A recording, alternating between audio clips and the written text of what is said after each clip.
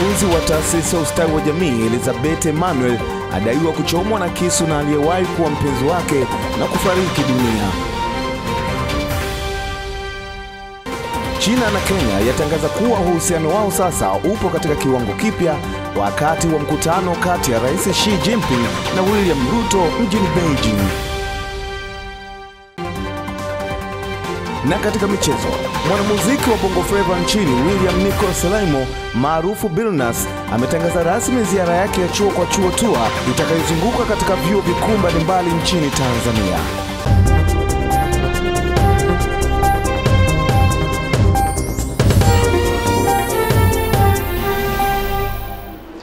Naam, ikiwa leo ni tarehe 24 ya mwezi wa 4 mwaka 2025, mtazamaji, karibu katika habari kutokea hapa Channel 10 Plus. Mimi ni Filipina Ndwata, nitakuangazia habari za kutwa nzima ya leo, na katika upande wa habari za michezo na burudani utakuwa naye winga Teresa Witness Alando Singalawa. Mtazamaji, karibu, na moja kwa moja tunaanzia hapa jijini Dar es Salaam. Mwanafunzi wa taasisi ya ustawi wa jamii kilichopo eneo la Bamaga jijini Dar es Salaam aliyetambulika kwa jina la Elizabeth Emmanuel mwenye umri wa miaka 23 anadaiwa kuchomwa kisu na aliyewahi kuwa mpenzi wake katika kata ya Makangalawe Yombo Dovya jijini Dar es Salaam. Mjumbe wa kata hiyo Agnes Mrema amesema alishuhudia tukio hilo majira ya mchana, ambapo binti huyo alivamiwa na mtu aliyeonekana kama kibaka ila alitoka salama, lakini muda wa usiku alipata taarifa kuwa binti huyo amefariki dunia baada ya kuvamiwa kwa mara nyingine na mtu aliyemkaba mchana. Naye mama mzazi wa binti huyo amesema binti yake aliwahi kuwa na urafiki na kijana wa kiume ambaye hawakufika mbali katika mahusiano yao baada ya kuona wameshindwana tabia, lakini kijana huyo hakutaka mahusiano kuvunjika. Na mtazamaji, ni habari hiyo ya kusikitisha kutokea hapa jijini Dar es Salaam. China na Kenya zimetangaza kuwa mahusiano yao sasa yako katika kiwango kipya wakati wa mkutano kati ya Rais Xi Jinping na William Ruto mjini Beijing, huku wote wakiahidi kubuni jamii thabiti ya China na Afrika. Rais Xi Jinping amesema uamuzi wa kuyaboresha zaidi mahusiano ya Kenya na China umefanyika wakati ambapo kuna msukosuko wa kimataifa. Tupate taarifa kamili. Kenya imekuwa nchi inayopata manufaa makubwa kutokana na mpango wa China wa ujenzi wa barabara iliyozinduliwa mwaka 2013 ili kutanua ushawishi wa kikanda na kiuchumi wa China kupitia ujenzi wa miundo msingi duniani.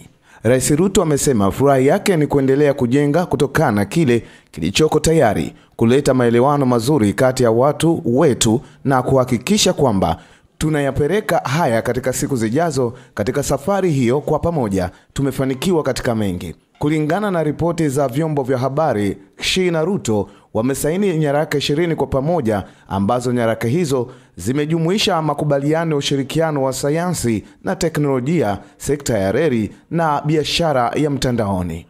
Shabani Mpute, Channel 10 Plus. Shukrani Shabani Mpute kwa taarifa hiyo. Mamlaka ya kudhibiti na kupambana na dawa za kulevya DCEA kwa kushirikiana na vyombo vingine vya dola imefanya operesheni katika mikoa ya Dar es Salaam, Shinyanga, Tabora, Tanga, Songwe, Mbeya na Arusha na kufanikiwa kuzuia tani 14 za kemikali bashirifu zilizokuwa ziingizwe hapa nchini kinyume cha sheria, pamoja na kukamata pakti 10 za pipi zenye uzito wa gramu 174.77 zilizotengenezwa kwa kutumia bangi. Mwandishi wetu Saidi Makala anatujuza zaidi. Akizungumza jijini Dar es Salaam, Kamishna Jenerali wa mamlaka ya kudhibiti na kupambana na dawa za kulevya Arates Limo amesema operesheni hiyo imefanyika katika mikoa ya Dar es Salaam, Shinyanga, Tabora, Tanga, Songwe, Mbeya na Arusha. Amesema mamlaka hiyo pia imefanikiwa kukamata kilogramu 4568 za dawa mbalimbali za kulevya pamoja na kuteketeza ekari 178 za mashamba ya bangi na kushikilia magari 7 na pikipiki 5 zilizohusika kwenye uhalifu huo. Ukamataji huo ulikwenda sambamba na ukamataji wa gari ndogo aina ya Mercedes-Benz yenye namba za usajili MG 33 BMGP iliyokuwa inasafirisha pipi hizo kuingia nchini ikitokea nchini Afrika ya Kusini. Aidha, Limo amewataka wazazi na walezi kuwa makini na vijana wao dhidi ya matumizi ya dawa za kulevya na kueleza kuwa matumizi ya kulevya hayana nafasi hapa nchini Tanzania. Tunawahimiza wazazi, walezi kuwa makini na kufuatilia kwa karibu mienendo ya watoto wao, ikiwa ni pamoja na kuwaasa kujiepusha na mazingira na sababu zozote zile zinazoweza kuwaingiza kwenye matumizi ya dawa za kulevya.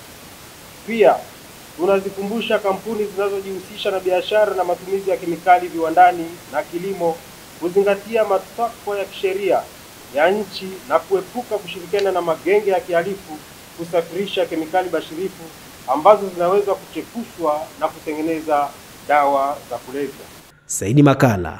Makamu wa pili wa Rais Zanzibar Mheshimiwa Hemedi Suleiman Abdallah amesema amani iliyopo nchini pamoja na maendeleo inatokana na utulivu wa wananchi kuamua kulinda amani ya nchi, huku akiwahimiza watumishi kuwahudumia wananchi kwa uaminifu. Mwandishi wetu Adam Malima kutoka mkoani Mtwara anayo taarifa zaidi. Ni makamu wa pili wa Rais Zanzibar Hemedi Suleiman Abdallah akiwasili mkoani Mtwara kwa ajili ya ziara ya kikazi kuelekea sikukuu ya Muungano Aprili 26.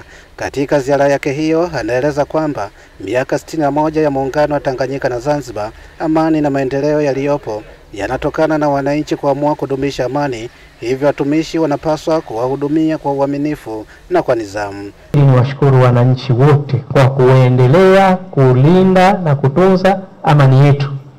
Haya yote yanakuja kwa sababu ya amani tulionayo. Nawashukuru sana wenzetu wa kamati za usalama za mikoa na wilaya kwa kuendelea kuitunza amani.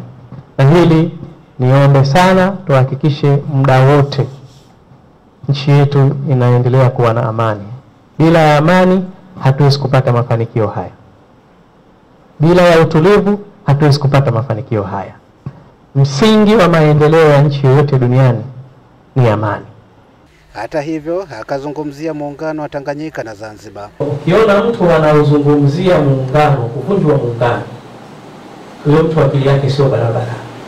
Lazima apeleke hospitali, akaangaliwe akili na shida. Muungano umeleta tija kubwa sana, na tutaendelea kuulinda, kutetea kwa maslahi ya taifa letu. Yanatufanya Watanzania, anatoka Kigoma anakwenda kuishi Tanga, anatoka Mtwara anakwenda kuishi Manyara. Huu ndio muungano tunaotaka.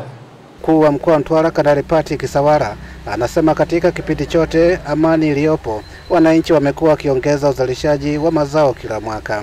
Uzalishaji kwa mfano wa zao la korosho umeendelea kupanda mwaka hadi mwaka.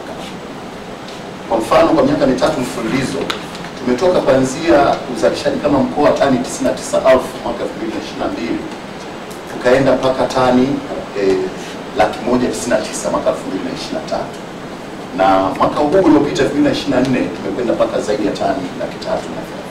Kutoka mkoani Mtwara, Adam Malima.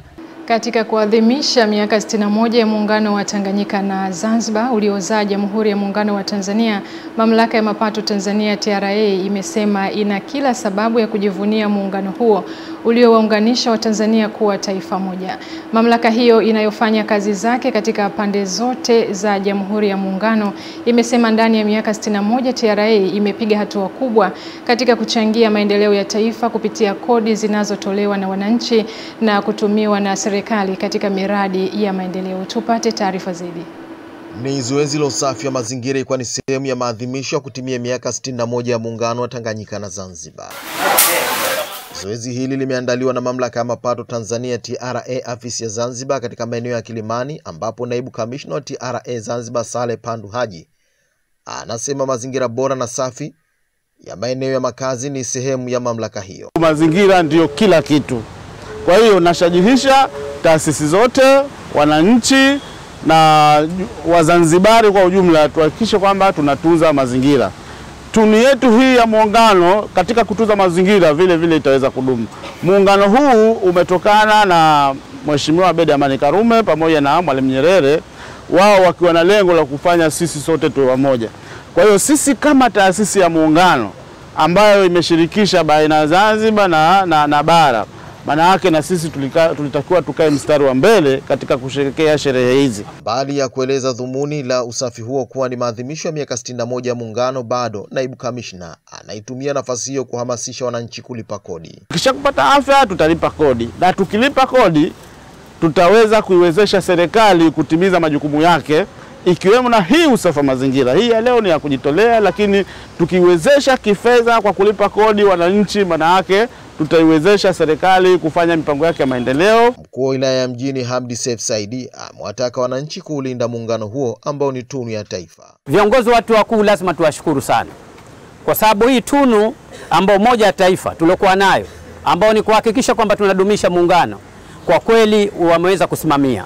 Na sisi kama watendaji wakuu ambao tulioko katika sehemu mbalimbali za kufanya kazi zetu, kwa hivyo ni lazima hii tuhakikishe kwa nguvu zetu zote tuliokuwa nazo tunadumisha muungano. Baadhi ya wananchi wakaelezea fursa mbalimbali za muungano, ikiwemo maingiliano ya kibiashara kati ya Unguja, Pemba na Tanzania bara. Muungano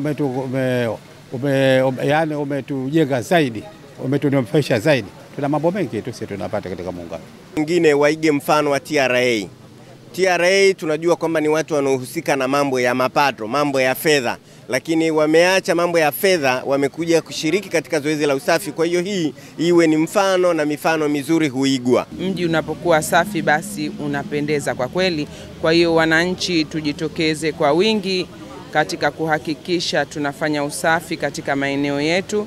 Washiriki wa zoezi hilo la usafi ni wananchi wa Kilimani, watumishi wa TRA na masheha maeneo mbalimbali ya mkoa Mjini Magharibi Unguja. Kasim, Zanzibar.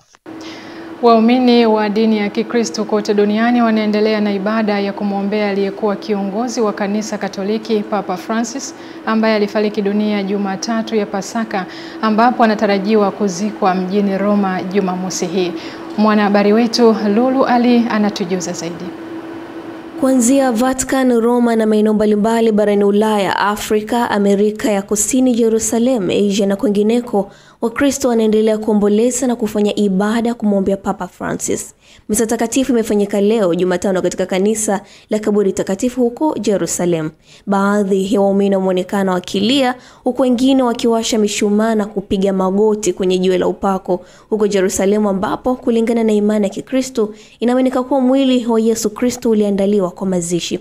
Mjini Vatican, maelfu ya watu wameanza kuaga na kutoa heshima zao za mwisho kwa mwili wa Papa Francis, ambaye leo hii ulipelekwa katika kanisa kuu la Mtakatifu Petro Manyukaste, na anaishi Guadalajara. Ni mmoja wao alieleza hisia zake wakati akiongoza kundi la mahujaji kutoka Mexico. Akasema, mwanzoni tulijawa na huzuni na hisia mseto, ikiwa ni pamoja na furaha, hali ya utulivu na kumbukumbu nyingi. Hakika kuna wakati moyo ulihuzunika tulipobaini kuwa ndio mara ya mwisho tunamuona hadharani, lakini tukiwa na matumaini ya kufahamu kwamba sasa yuko mahali anapostahili, alisema Mtakatifu Petro. Papa Francis amefariki akiwa na umri wa miaka 88, ambaye jina lake halisi ni Jorge Mario Bergoglio, raia wa Argentina, ambapo viapo vitakatifu vitaanza rasmi mara baada ya moja ya mazishi siku ya Jumamosi, ikiwa huo ni mchakato wa karne nyingi wa kumchagua kiongozi mpya wa kanisa Katoliki duniani unaohusisha ibada, huku kukiwa na mkusanyiko wa makardinali wanaopiga kura. Baada ya kura hiyo ambayo hufanyika kwa siri, kuna alama mbili ambazo huashiria matokeo hayo, ambayo moshi mweupe huashiria kuwa makardinali wamemchagua kiongozi mpya wa Katoliki bilioni 1.3 kote duniani, na moshi mweusi ni ishara kwamba makardinali hao hawajafikia maamuzi na kwamba mchakato huo utaendelea. Wakati wa zoezi hilo, makardinali wanaopiga kura ya kumchagua papa mpya hawaruhusi kuwa na mawasiliano yoyote na watu walio nje ya chumba hicho. Lulu Ali, Channel 10+. Naam, shukrani Lulu Ali kwa taarifa hiyo. Wakala wa ufundi na umeme Tanzania TEMESA amezitaka taasisi za umma kujiunga na mfumo wa usimamizi wa kazi za matengenezo MUM ili kuepusha serikali na hasara ya fedha kwa uwekaji wa vifaa vya kiufundi kwenye magari yasiyokuwa na ubora. Henry Kavirondo kutoka Mwanza anatujuza zaidi. Lakini pia mfumo huu unadhibiti uwajibikaji. Akizungumza na maafisa wa usafirishaji wa taasisi za serikali mkoani Mwanza na wamiliki wa gereji teule, mratibu wa mafunzo MAM ambaye pia ni meneja wa kikosi cha umeme TEMESA, mhandisi Pongeza Semakua, amesema mfumo huo utarahisisha utoaji wa huduma. Hapo nyuma mtakumbuka kwamba tulikuwa tuna bei tofauti kwenye vituo vyetu, lakini kupitia mfumo huu sasa bei ya TEMESA itakuwa ni uniform nchi nzima, na yani kwamba matengenezo utakayopata Mwanza kwa gharama itakuwa ni sawa na matengenezo hayo ukiyapata Musoma, ukiyapata Dar es Salaam. Kwa mfumo huu umerahisisha jambo hilo. Hii mifumo imeturahisishia kupunguza gharama, imeturahisishia kupunguza muda, na pia imeturahisishia wananchi kuwa na uwezo wa kuchagua huduma wanayohitaji. Kwa huduma ya TEMESA sasa hivi inapatikana popote pale, endapo tu ukiwa huko registered. Hautumii muda mrefu. Kutokana na mfumo huo, baadhi ya washiriki wameshukuru TEMESA kwa kuja na mpango huo, kwa kuwa utasaidia kuondoa udanganyifu katika matumizi ya fedha yasiyokuwa ya lazima. Tutaweza kutrace madeni yetu, kwamba mwanzo tulikuwa tuwezi kutrace madeni yetu. Kwa mfano tunaweza tukawa tunadaiwa invoices za nyuma, kuzitrace. Kwa mfano mtu akihama, kama mhasibu akihama hajaweka vitu vizuri kwenye mfumo, tulikuwa tunashindwa kuweza kujua ni kiasi gani mteja anadai TEMESA na kiasi gani TEMESA inamdai mteja wake. Umeturahisishia sisi kupata huduma tunazozitaka, ukirequest services za magari, services za building, generator na vifaa vingine vyote vya umeme, unaweza ukaingia kwenye mfumo ukarequest, na ukifanikiwa kurequest wakaja wakakusaidia na ukapata huduma kwa wakati. Lakini pia imejaribu kupunguza vitu vingi na kufanya vitu vingine viwe rahisi. Kabla mfumo huu ilikuwa inachukua muda sana mpaka gari liweze kutengenezwa, maana ulikuwa unatumia makaratasi kwamba dereva au afisa usafirishaji aandike barua, baada ya barua iende masijala, ikitoka masijala iende kwa mkuu wa taasisi. Mkoa wa Mwanza umekuwa wa kwanza kupata elimu ya matumizi ya mfumo wa MAM kwa maafisa wa usafirishaji wa taasisi za serikali na gereji teule, na kwamba elimu hiyo itaendelea kutolewa katika mikoa yote nchini. Henry Kavirondo, Mwanza. Walimu mkoani Mara wameonywa kuacha kujiingiza katika vikundi vya uchochezi na uvunjifu wa amani katika kuelekea uchaguzi mkuu mwaka huu, badala yake wafuate sheria na miongozo ya utumishi. Musa Makali anaripoti taarifa hii. Huu ni mkusanyiko wa kumpata mwenyekiti atakayedumu kwa miaka 5 kupitia chama hiki cha walimu wa Tanzania hapa mkoani Mara. Zoezi la upigaji kura linafanyika na kukamilika kwa amani na utulivu, na matokeo kutangazwa, na aliyekuwa anatetea nafasi hii anafanikiwa kukonga mioyo ya walimu hawa na kisha wao kuamua kumrejesha tena kuwaongoza. Kura zilizopigwa ni 101. Zilizoharibika hapana. Otaigo Mbonifasi amepata kura 35, Malima J Abdalla amepata kura 66. Kwa namtangaza Malima J Abdalla kuwa mwenyekiti wa mkoa chama cha walimu mkoa wa Mara. Baada ya matokeo kutangazwa, viongozi wa chama hiki cha walimu hapa mkoani Mara wao wanatoa karipio kali kwa walimu watakaojaribu kwa sehemu ya uchochezi na kuvuruga amani ya taifa hili kuelekea uchaguzi, na hapa wanakumbushwa kufuata maadili ya kazi zao. Ili sisi kwa sababu ndio tunayofanya kazi na serikali, tusiwe sehemu ya watu ambao watahamasisha, watachochea migogoro baina ya serikali na jamii, ama yatawafanya wananchi waone wana wajibu wa kutokushiriki kwenye mchakato wa uchaguzi ambao inaweza kupelekea uvunjifu wa amani. Sisi tusiwe sehemu hiyo. Tusiwe sehemu ya kuchonganishwa kwa vyama vya siasa. Sisi kama waajiriwa tuhakikishe tunaisaidia serikali kuweka hali ya amani na usalama katika mkoa wetu na Tanzania kwa ujumla. Demokrasia inayotakiwa katika nchi yetu ikianza na sisi walimu ambao tunaelimisha na kufundisha jamii kwa ujumla. Umoja na mshikamano ni jambo ambalo linazungumzwa na kila mwalimu. Waweze kushikamana na wilaya zote za mkoa wa Mara ili waweze kuwalinda walimu. Kwa ni jambo la heri, tutarajie tu matokeo makubwa kuelekea uchaguzi wa taifa. Na jeshi kubwa hili tumekuwa sisi viongozi wa mkoa tunalitegemea sana, na sio mkoa tu, ni taifa kwa ujumla. Walimu tunawapenda zaidi, tunawaheshimu na tunakutegemeeni. Mara nyingi kama kuna eneo ambalo mimi najivunia kwamba nina jeshi langu la akiba, huwa ni walimu. Moja ya jambo ambalo tunaomba na walimu hawa ni mshikamano na kuhakikisha wanakuwa moja katika kutekeleza majukumu yao. Kutoka hapa mkoani Mara, jina langu ni Musa Makali na hii ni Channel 10. Chama cha Machinga Old Airport jijini Mbeya kimeiomba serikali na wadau wa maendeleo kuunga mkono adhima yao ya kuanzisha ujenzi wa ofisi za kisasa na ukumbi wa mikutano unaokadiriwa kugharimu zaidi ya shilingi 100. Tupate taarifa zaidi.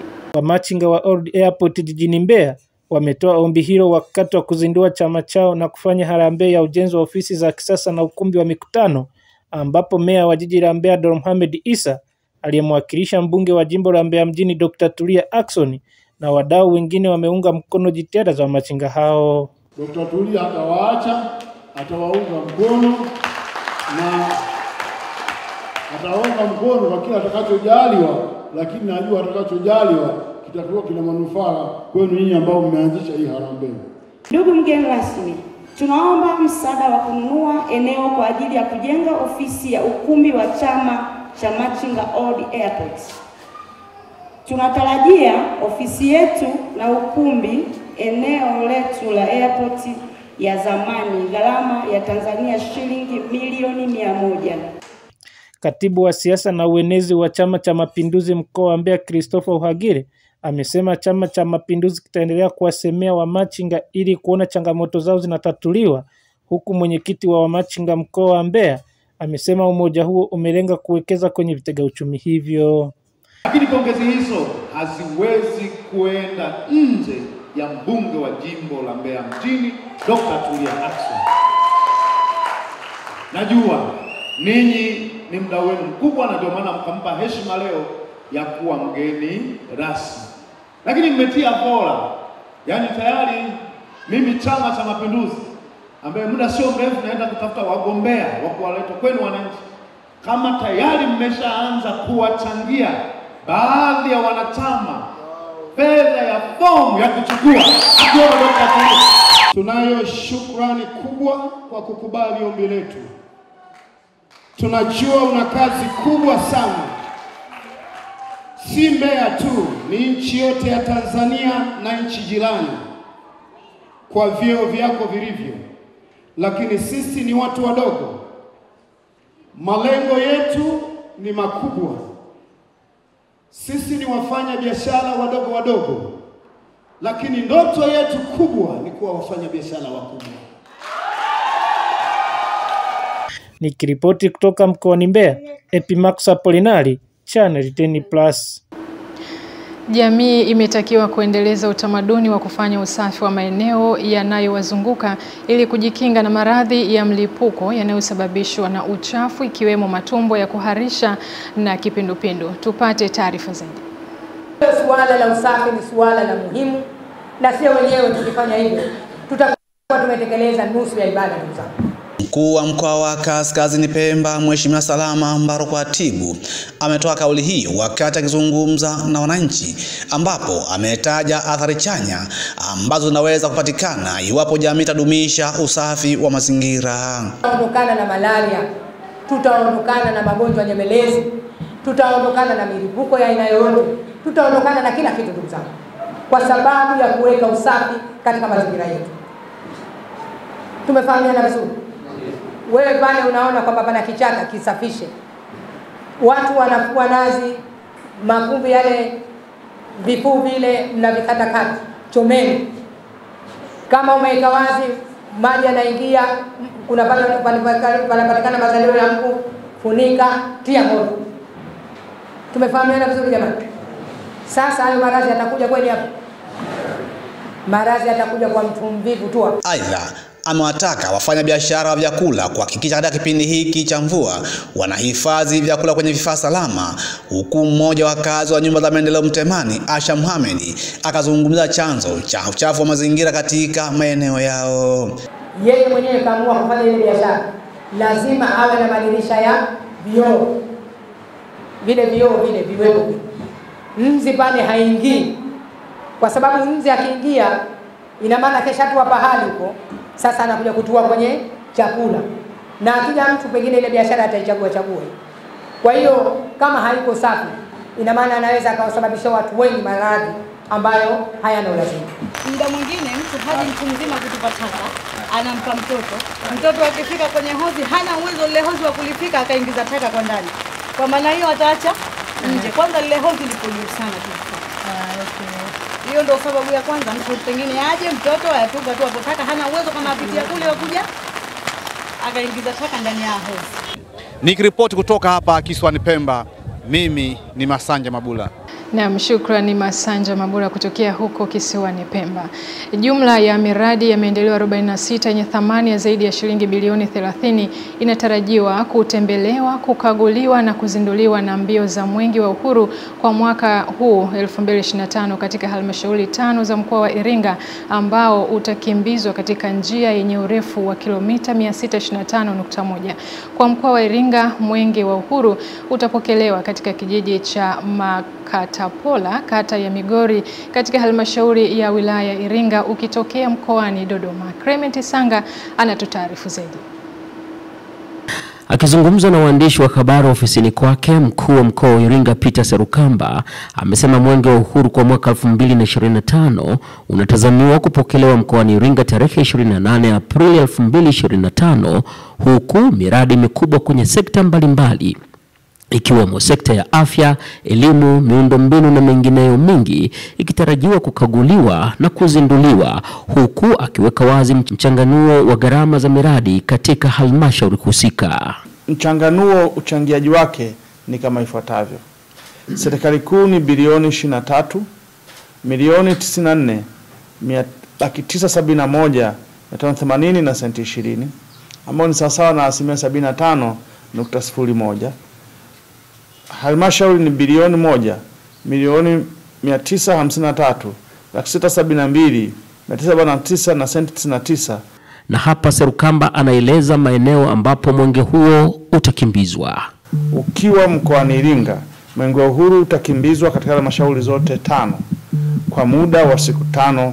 Baada ya kukamilisha ratiba yake katika halmashauri zote, Mwenge wa Uhuru utakabidhiwa kwa mamlaka ya mkoa ambayo itaongoza msafara kuelekea katika uwanja wa michezo wa shule ya msingi Idofi, mahali ambapo makabidhiano ya Mwenge wa Uhuru baina ya wakuu wa mikoa wa Iringa na Njombe yatafanyika tarehe 3 mwezi wa 5 2025.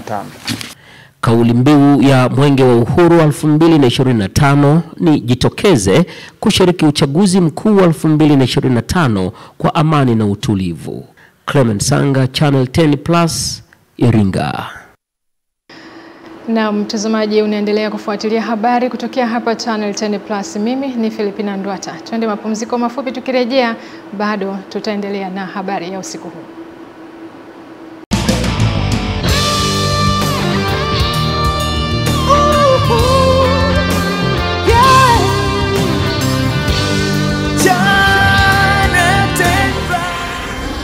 Channel 10+.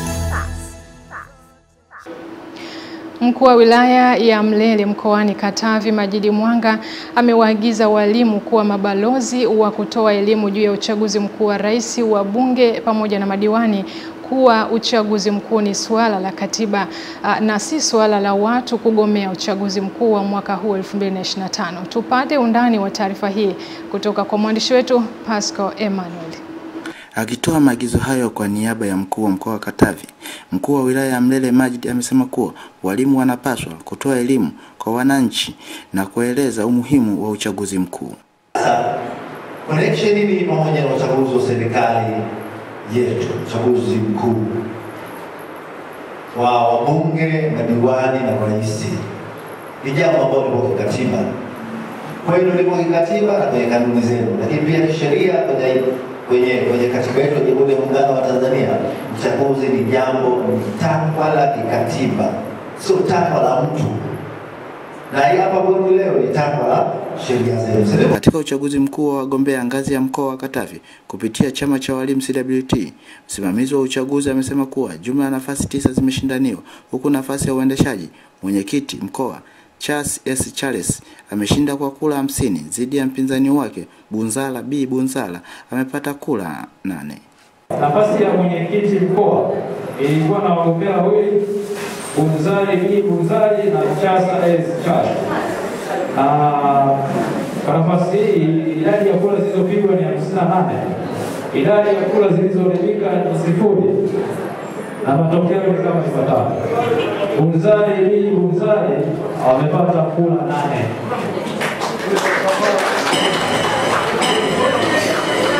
Na wanachasa S. Charles amepata kula 50.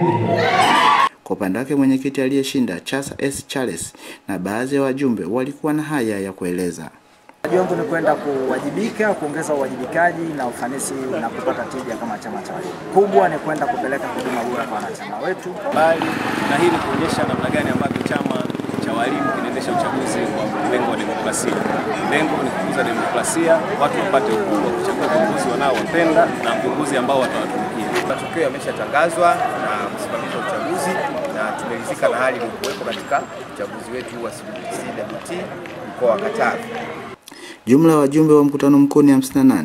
Nafasi zilizokuwa zikigombaniwa ni kamati ya uendeshaji, mwenyekiti mkoa, mtunza hazina, mwakilishi mwakilishi mlemavu, mwalimu kijana, mjumbe kamati ya uendeshaji taifa, nafasi ya mwakilishi mwenye viti, nafasi ya mjumbe wa baraza TUKTA na mjumbe wa mkutano mkuu TUKTA mkoa.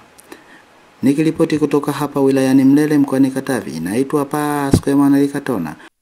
Rais wa Ukraine Volodymyr Zelensky amesema anaikatisha ziara yake nchini Afrika Kusini na kurejea nyumbani kufuatia shambulizi la Urusi katika mji mkuu wa Kiev lililowaua watu 9 na kujeruhi wengine zaidi ya 70. Tupate taarifa zaidi. Katika ujumbe aliotoa kupitia mtandao wa kijamii wa Telegram, Zelensky amesema atarudi Kiev baada ya kukutana na mwenyeji wake Rais wa Afrika Kusini Cyril Ramaphosa. Rais huyu wa Ukraine alikuwa akitazamia kupata uungwaji mkono wa Afrika Kusini katika juhudi zake za kuvimaliza vita vinavyoendelea nchini mwake na Urusi ambavyo viko katika mwaka wake wa 4 sasa. Shambulizi hilo la Urusi limefanyika baada ya mazungumzo ya amani kuonekana kugonga mwamba, huku Rais wa Marekani Donald Trump akimshambulia Zelensky kwa kusema anarefusha mapigano kwa kutokubali kuiachia Urusi eneo la Crimea kama sehemu ya mpango wa amani unaotarajiwa. Hata hivyo, naye Rais wa Marekani Donald Trump, kutokana na hilo, yeye amesema kwa upande wake imekuwa vigumu kushirikiana na Zelensky ikilinganishwa na Urusi. Mimi ni Yakini Mwakatobe, runinga ya Channel 10+. Shukrani Yakini Mwakatobe kwa taarifa hiyo. Waokoaji na madaktari huko Gaza wamesema mashambulizi ya anga ya Israeli leo yamesababisha vifo vya watu 22 ikiwemo familia ya watu 6 ambayo nyumba yao ilishambuliwa huko Gaza City. Kulingana na taarifa ya hospitali walikopelekwa majeruhi, watu 9 waliuawa na wengine kadhaa kujeruhiwa baada ya kituo cha zamani cha polisi huko Jabalia kaskazini mwa Gaza City kushambuliwa na kombora. Jeshi la Israeli limesema limeshambulia kituo cha kamandi ya Hamas katika eneo la Jabalia, ila alikusema iwapo lilikuwa lina kilenga kituo hicho cha polisi. Kwingineko, watu 5 wamefariki dunia baada ya mahema waliokuwamo ndani kushambuliwa na wengine 2 kuaga dunia baada ya nyumba yao kushambuliwa huko Khan Younis. Na mtazamaji, kwa taarifa hiyo inatoa wasaa wa habari za michezo na burudani. Muda mfupi ujao utakuwa naye winga Teresa Witness Alano Singalawa. Na mtazamaji, tafadhali endelea kubaki nasi.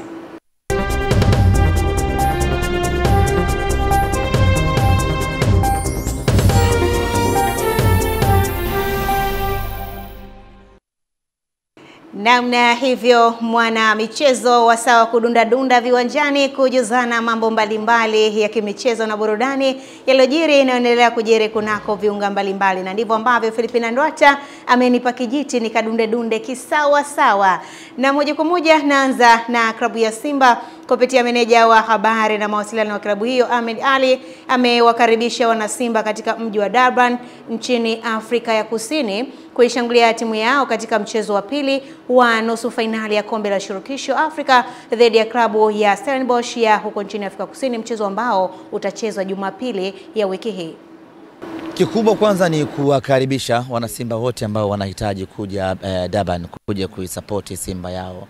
Wale wanasimba kutoka maeneo mbalimbali ya hapa Afrika Kusini tunawakaribisha sana. Wale ambao wako hapa Durban kwa namna yeyote ile hawapaswi kukosa kuja kwenye mchezo huu. Na sisi tutapita kwenye mitaa mbalimbali ya Durban kwenda kuzungumza na wanasimba, kwenda kuzungumza na Watanzania, kwenda kuwafanyia hamasa waje kwa wingi uwanjani. Tunachotaka ni kuwatia unyonge wapinzani wetu hapa nyumbani kwao. Ushakumwona mtu anatamba nyumbani kwa mtu? Sio rahisi. Sasa sisi tunataka kuwatia unyonge wapinzani. Hapa hawana watu wale jamaa. Hapa ni wageni typically. Sijui umeelewa kitakachobeba labda ni South Africa tu, lakini hapa hawana watu hata kidogo. Ingekuwa ni Orlando ama Kaizer, at least tungepata msuguano wa watu, lakini wale mabwana hapa hawana watu hata kidogo. Kwa hiyo tunataka kuwatia unyonge nyumbani kwao. Yaani wanashuka pale Moses Mabida siku ya tarehe 27, wanakuta nyekundu imetamalaki uwanjani. Afu tumekuja na mabendera yale makubwa yale. Kwa hiyo tutazagazisha pale uwanjani kuhakikisha kwamba wao wajihisi kabisa kwamba wamekuja nyumbani kwa Simba Sports Club. Kata ndege yako ya kuja South Africa, kila siku zipo. Chukua mwewe njoo mpaka Johannesburg, chukua mwewe mwingine njoo Durban, au chukua basi njoo Durban, na nauli yake ni nyepesi mno. Njoeni kwa wingi mashabiki wa Simba, tuje tupambane kuipigania Simba yetu, kuipeleka Simba finali. Na kesho Ijumaa mashabiki wengi zaidi wanakuja.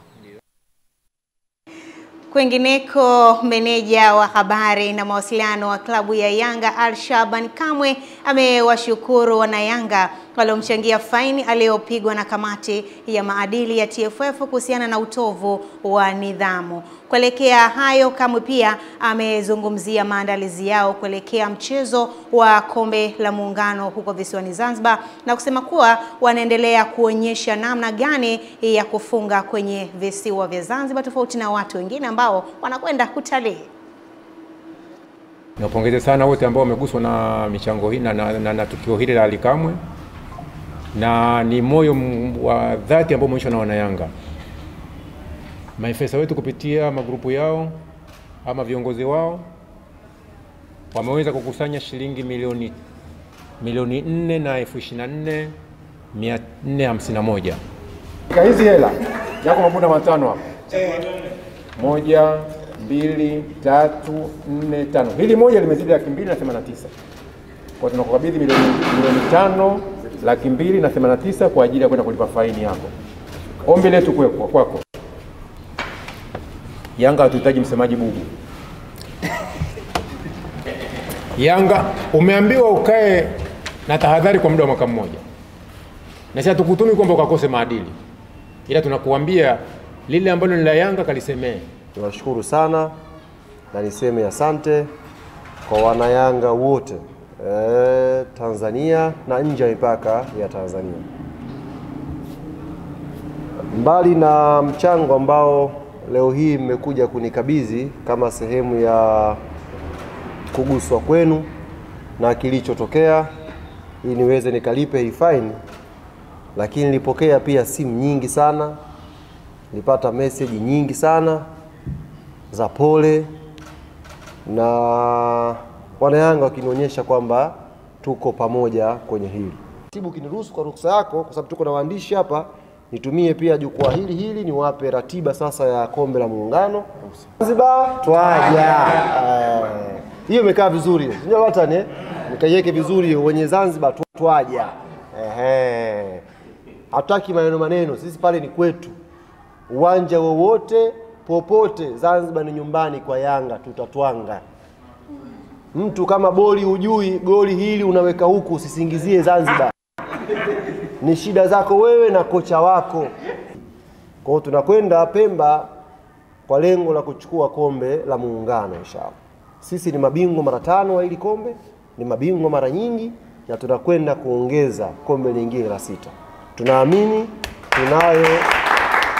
tunayo timu nzuri, tunayo technical bench nzuri, na inshallah tutakwenda kupata matokeo mazuri pale Pemba. Kwa hiyo niwaambie mashabiki wa Yanga hapa Dar es Salaam ambao mtapenda kusafiri, timu yenu msiiache na unyonge pia kule. Na hivyo kutoka jijini Mbeya, timu ya vijana ya Tanzania Prison chini ya umri wa miaka 17 imeendelea kufanya maandalizi ya mashindano ya vijana chini ya umri wa miaka hiyo yanayotarajiwa kutimua vumbi hivi karibuni katika kituo cha michezo cha TFF Kigamboni. Taarifa ya kocha mtaalam Epimachus Apolinari inafafanua. Akizungumza na Channel 10 Plus, kocha wa timu ya vijana Dickson Oswald ameeleza kuwa kwa sasa malengo yao ni kuhakikisha wanafanya vizuri kwenye mashindano hayo tofauti na msimu uliopita. Na malengo yetu kama klabu yalifanikiwa. Kwa hiyo hivyo msimu huu tumejiandaa vizuri zaidi kwa sababu sio wageni tena kwenye haya mashindano. Tumeshajua ni mashindano ya aina gani na yanataka nini. Kwa hiyo kwa kifupi kwamba tupo kwenye maandalizi ya mwisho kwa ajili ya kwenda kwenye haya mashindano ya TFF Under 17. Kwa hiyo tunaenda kuangalia kwenye mashindano kwamba vijana wamepokeaje yale mafunzo tuliyowapa, mbali ya kuangalia ushindi kwa sababu ni ligi. Kwa hiyo tutaangalia vijana tumefanikiwaje na tuna uwezo wa kuwapandisha vijana kutoka kwenye Under 17 kwenda Under 20, hatimaye senior timu. Hayo ndio malengo ya klabu. Kwa upande wao, baadhi ya wachezaji Bruno Remigius na Dickson Nchimbi wameeleza jinsi walivyojipanga kwenye mashindano hayo, huku kiu kubwa ikiwa ni kufanya vizuri ili kushinda ubingwa. Nashukuru walimu wametupa program nzuri za mazoezi, kwa tumejiandaa vizuri. Natumaini tutafanya vizuri kwenye mashindano yetu ambayo yapo mbeleni. Msimu uliopita tulijipanga vizuri, bahati haikuwa yetu, tumetolewa, ila msimu huu tumejipanga vizuri. Natumaini tutafanya vizuri na tutatolewa katika mashindano haya. Changamoto ndogo ndogo kwa sababu wachezaji wengi tulikuwa tuna uzoefu, ndio maana ya kwanza ilikuwa msimu wa mwaka jana. Ila msimu wa mwaka huu tushajua mashindano yalivyo na tunaamini tutaenda kufanya vizuri. Mimi nawaambia kwamba wasichoke, wazidi kutupa moyo, wazidi kutupa nguvu. Waendelee kutupa moyo, sisi tunapoenda kwenye mashindano tutaenda kufanya vizuri. Nikiripoti kutoka mkoani Mbeya, ni mimi mwanamchezo wako kocha mtaalamu Epimachus Apolinari, Channel 10 Plus.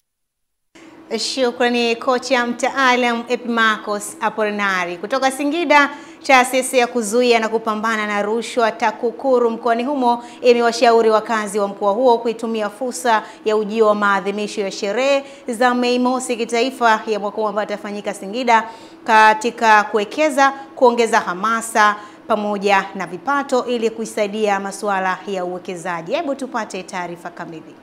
Akizungumzia ujio wa mashindano ya michezo ya Mei Mosi kitaifa yanayoendelea kutimua vumbi katika viwanja mbalimbali vilivyopo halmashauri ya manispaa ya Singida, mkuu wa TAKUKURU mkoa wa Singida Bisifa Mwanjara amesisitiza kwamba ujio wa mashindano hayo umeleta hamasa kwa wananchi wa Singida kuweza kujiongezea kipato, lakini pia hata kuwekeza zaidi. Mashindano kufanyika hapa mkoani Singida inaleta hamasa kwa wananchi wa Singida kuweza kujiongezea vipato, lakini pia kuwekeza zaidi. Ukizingatia kwamba kama sasa hivi watu wengi wamekuja wanahitaji mahitaji mbalimbali, lakini pia hasa katika swala la malazi. Kwa hiyo ni fursa kubwa kwa wananchi wa Singida kuweza kujenga nyumba za kufikia wageni, lakini pia kuongeza vipato vyao. Kwa ujumla mashindano hayo yameongeza uchumi kwa wakazi wa Singida. Kiukweli tunamshukuru sana rais wetu Mama Dr. Samia Suluhu Hassan kwa kutuletea hii sherehe ya Mei Mosi mkoani kwetu Singida. Ni miaka mingi sana hatujawahi kufanikiwa kuiona hii kitu, lakini kwa kipindi hiki tumeiona, hata population ya watu imeongezeka sana Singida na tumeifurahia, na hata biashara zingine zinaendelea na tumeweza kupata hata wageni wengi ambao wanatusaidia katika biashara yetu hii. Tulikuwa tunaomba hata kama inawezekana basi shughuli zingine za kitaifa ziwe zinafanyika mkoani kwetu Singida. Kuonyesha furaha yake kwa ujio wa washiriki wa maadhimisho hayo ya Mei Mosi kitaifa, mwenyekiti wa soko kuu la mjini Singida Bwana Hassan Eliamin Mboro amesema kwamba ujio huo umewezesha kiwango cha mauzo kwenye biashara zao kupanda, huku mwenyekiti wa uza kuku katika soko kuu la mjini Singida Bwana Hassan Mahiki Mnyamba akizungumzia hali ya upatikanaji wa kuku katika soko hilo. Kwa kweli swala la kuku kwa kweli tumepata faida kubwa sana sisi kwa ujio wa wageni, kwa sababu asilimia kubwa mikoa mingi wanapenda kuku wa Singida. Kuku wa Singida wanasema kuku wa Singida ana tofauti na kuku wengine. Kwa hiyo kuanzia kwenye biashara ya kuku zimepanda kutoka shilingi 10,012 mpaka shilingi 22,000. Kuku sasa hivi imepanda nyama imepanda. Nzuri kwa ajili ya wingi wa ugeni. Kila mmoja anatamani yale kuku wa Singida, kwani Singida inajulikana kwa wingi wa kuku na utamu wake. Ripoti kutoka mkoa wa Singida, Jumbe Ismail wa Channel 10. Namna hivyo, taarifa hiyo kuhusiana na maandalizi kuelekea Mei Mosi kitaifa ambayo itafanyika Singida ndio inaelekea utuo upande wa viwanjani kitaifa, na sasa ni ule wasaa wa viwanjani kimataifa. Kunani huko kimataifa? Tuungane na mwanamchezo wetu kufahamu kinaga ubaga. Kubwa usiku huu ni kutokea nchini Hispania ambapo wachezaji wawili wa Real Madrid, kiungo Eduardo Camavinga na David Alaba, wanatarajiwa kukosa mchezo wa fainali ya Copa del Rey dhidi ya Barcelona siku ya Jumamosi ya Aprili 26 mwaka huu. Nyota hao wamepata majeraha ya misuli kwenye ushindi wa goli 1-0 walioupata Real Madrid usiku wa jana dhidi ya Getafe kwenye mchezo wa ligi kuu Hispania La Liga. Kocha mkuu wa Real Madrid Carlo Ancelotti amethibitisha kuwa wachezaji wao hawatakuwa sehemu ya kikosi kitakachoshuka dimbani siku ya Jumamosi kupambania ubingwa wa Copa del Rey dhidi ya wapinzani wao wakubwa FC Barcelona.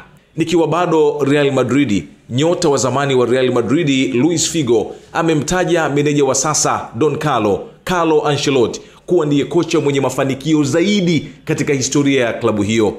Figo alitoa kauli hiyo alipokuwa akimtetea Ancelotti kufuatia timu yake kuondolewa kwenye UEFA Champions League na Arsenal. Najua ulimwengu huu una kumbukumbu fupi, ni vigumu kuona zaidi ya mchezo wa hivi majuzi. Nilichokiona cha kushangaza ni kwamba huko Madrid kila mtu sasa hivi anatilia shaka kuhusu uwezo wa Ancelotti, ambaye ndiye kocha mwenye mafanikio zaidi katika historia ya Real Madrid. Wengine wakiweka mijadala kujadili kama kocha huyo anafaa kuendelea kuwa meneja wa klabu hiyo au la. Mimi naona ni upuuzi. Eti baada ya ile mechi ya ligi ya mabingwa dhidi ya Arsenal, swali pekee lililoulizwa sana kwenye TV na radio lilikuwa kuhusu mustakabali wa kocha huyo. Katika soka huwezi kushinda kila wakati, alisema Figo.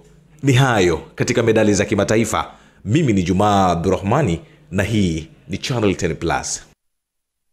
Namna hivyo, mwana michezo wetu Jumaa Abdurrahmani ametujuza yale ambayo yameendelea katika viunga vya kimataifa kufahamu kinagaubaga. Na sasa ni ule wasaa wa burudani moja kwa moja na tuwa visiwani Zanzibar, ambapo uongozi wa chuo cha muziki wa nchi za majahari za DCMA cha Zanzibar umesema uzinduzi wa albamu ya kwanza ya mwanafunzi na mwanamuziki wa chuo hicho utasaidia kutangaza muziki wa burudani asili wa Zanzibar kwa ngazi ya kitaifa pamoja na kimataifa. Tupate taarifa zaidi na Juma Kasim.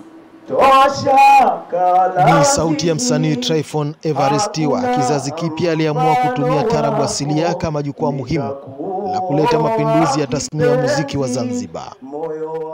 Tryphon Everesti mwenye uwezo wa kucheza ala mbalimbali za muziki anasema muziki wa tarabu asilia ni eneo muhimu kwa sasa katika kukuza sanaa ya muziki wa Zanzibar. Tarabu una sehemu kubwa sana kwa Zanzibar. Kwa hiyo nikasema ipo haja sio tu kufanya muziki mchanganyiko, lakini kitambulisha watu watajua kabisa ya huyu kweli ametokea Zanzibar. Kwa hiyo wimbo ambao ulionipatia tuzo ni huo unaitwa Nitakuoa, ambao ni wa tarab asilia. Sina shaka na international soko ndani hapa, na ni kwa sababu hawapati hiyo ruhusa au fursa ya kusikiliza hivi vitu vingine. Kwa hiyo lengo ni kuleta mabadiliko hayo. Katika mkutano na waandishi wa habari, anaweka wazi mipango yake ya kuzindua album ya nyimbo 10 hivi karibuni. Kuna wimbo ambao unaitwa Amka, unatambulisha jina la album, lakini sababu ya pili ni kuamsha hadhira katika usingizi mzito ambao waliozoezwa kusikiliza baadhi ya tunes au baadhi ya nyimbo ambazo wanaaminishwa kwamba muziki ndio huu. Mkurugenzi wa chuo cha muziki Zanzibar na mjumbe wa bodi ya chuo hicho wanasema chuo kipo katika mpango wa kuwa na eneo maalum la kuhifadhi nyimbo za asili ya Zanzibar. Mara nyingi anapotoka nje anakuwa anafanya muziki wa tarabu. Kwa hiyo tunaona anadumisha zile nyayo za Siti Binti Sadi, Bikidude na anaendeleza. Watu wengi hawaelewi kama muziki wetu haujaandikwa katika notes na unaweza ukapotea kabisa, lakini yeye kwa kushirikiana na mwalimu hapa ni watu ambao hivi sasa wanaandika ule muziki wa zamani kuweka katika notes. Baada ya miaka 100 au baada ya miaka 1000, yani utapigwa vile vile kama ulivyo. Uzinduzi wa albamu hiyo ya kwanza ya mwanamuziki huyo chimbuko na mwalimu wa muziki katika chuo cha muziki Zanzibar unatarajiwa kufanyika Mei 3 mwaka huu katika ukumbi wa Sheikh Abdul Abdul Wakil mjini Zanzibar.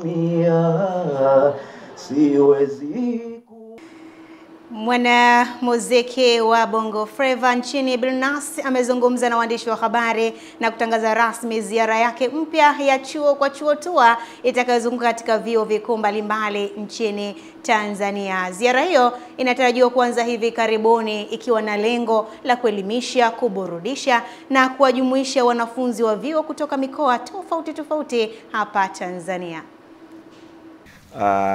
Katika lengo la kutoa elimu, burudani, kuhamasisha, lakini kuwakutanisha wanavyuo pamoja, kwa sababu haitokuwa tu kwenye sehemu moja ya kuburudisha labda mziki tu, lakini kutakuwa na bonanza la michezo, kutakuwa na vitu mbalimbali, lakini pamoja na mdahalo ambao utawaruhusu wanavyuo kutoa maoni yao, kutoa michango yao na kuonesha namna gani wanaweza kuwa na mawazo mazuri bora ya kujenga.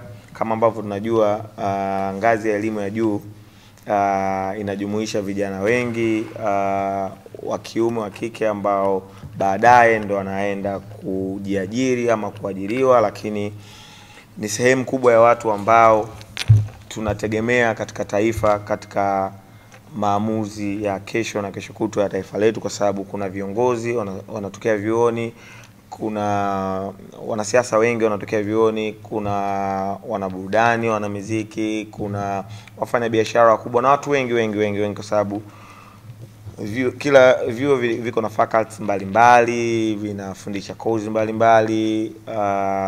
Kwa hiyo watendaji wengi, taaluma nyingi zinatoka katika vyuo mbalimbali. Kwa hiyo hawa ni watu muhimu sana, na mimi kwa bahati nzuri nimepitia chuo.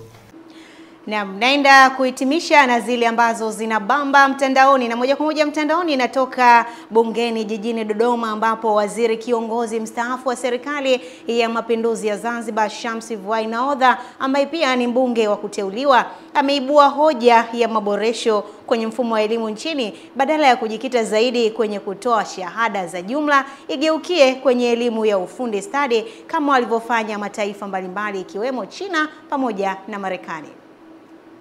Utamaduni wa kujadili hoja nzito na ajenda za kitaifa unazidi kupungua kadri siku zinavyokwenda. Sababu ya kuanguka kwa kiwango cha elimu kwangu mimi naiona ni moja tu: mbinu zinazotumika katika kuwasomesha vijana wa chuo kikuu zimepitwa na wakati. Hivi sasa mkazo mkubwa zaidi unawekwa katika kufaulu mitihani na kukariri badala ya kutoa maarifa na ujuzi.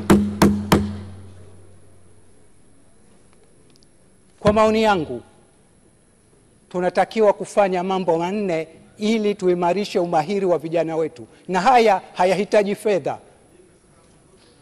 La kwanza, badala ya kuwapa wanafunzi wa vyuo vikuu mitihani ya kuchagua majibu, tungewapa wanafunzi wa chuo kikuu wajibu mitihani kwa kutumia vitabu, wanaita open exams, open book exam. Na jambo hili si jipya. Wanasheria, mahakimu wanatumia wanapoamua kesi, wanakusanya vitabu vya aina mbalimbali. Madaktari wanapoamua kesi za utibabu ngumu, wanakusanya majarida kitaaluma mbali. Kwa nini wanafunzi tuwalazimishe kukariri badala ya kutumia vitabu? Mimi sioni mantiki. Namna hivyo, taarifa kutoka bungeni jijini Dodoma ndiyo inanitamatishia yale yote ya dawati ya michezo na burudani kwa siku nzima leo. Kumbuka mimi ni mwanamchezo wako Witness Ngalawa, maweza kunita Winga Teleza. Tunarejea kwake Philipina Ndwata kutamatisha habari yetu ya kutwa nzima ya leo.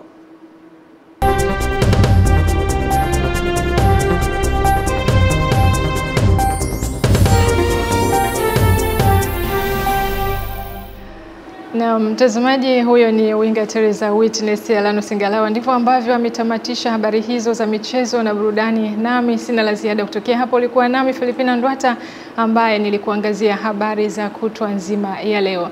Nikuache na utabiri wa hali ya hewa wa saa 24 zijazo na nikutakie pia usiku mwema. Kwaheri.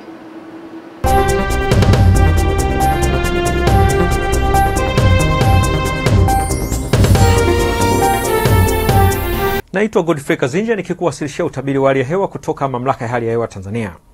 Mifumo ya upepo kwa siku ya kesho inatuonyesha upepo kwa ujumla unatarajiwa kuendelea kuwa wa wastani katika maeneo mengi ya nchi. Lakini viashiria vya mvua vinaonekana kupungua kwa kiasi ukilinganisha na siku mbili zilizopita, na bado vinaonekana katika maeneo ya pwani ya kaskazini na baadaye kutawanyika katika maeneo mengine ya nchi. Kwa usiku wa leo ni matarajio yetu katika maeneo ya ukanda wa Ziwa Victoria na yale maeneo ya magharibi mwa nchi kunatarajiwa kuna hali ya mvua na ngurumo katika maeneo machache. Nyanda za juu kaskazini mashariki, mwambao wa pwani yetu ya Bahari ya Hindi pamoja na mkoa wa Morogoro kunatarajiwa kuna hali ya mvua kwa usiku wa leo. Nyanda za juu kusini magharibi, mikoa iliyopo katikati mwa nchi pamoja na mkoa wa Ruvuma kunatarajiwa kuna hali ya ukavu. Kwa siku ya kesho ni matarajio yetu katika maeneo ya ukanda wa Ziwa Victoria, magharibi mwa nchi, nyanda za juu kaskazini mashariki, mwambao wa pwani yetu ya Bahari ya Hindi pamoja na mkoa wa Morogoro. Haya maeneo yanatarajiwa na hali ya mvua na ngurumo katika maeneo machache pamoja na vipindi vya jua. Mkoa wa Singida na Dodoma kutarajiwa na hali ya mawingu kiasi pamoja na hali ya ukavu, huku nyanda za juu kusini magharibi pamoja na mkoa wa Ruvuma kukitarajiwa na hali ya mvua nyepesi katika maeneo machache na vipindi vya jua. Ni kutoka Mamlaka ya Hali ya Hewa Tanzania. Kwa usiku huu hatuna la ziada. Tukutane tena hapo kesho mida na nyakati kama hii. Asante na nikutakie usiku mwema.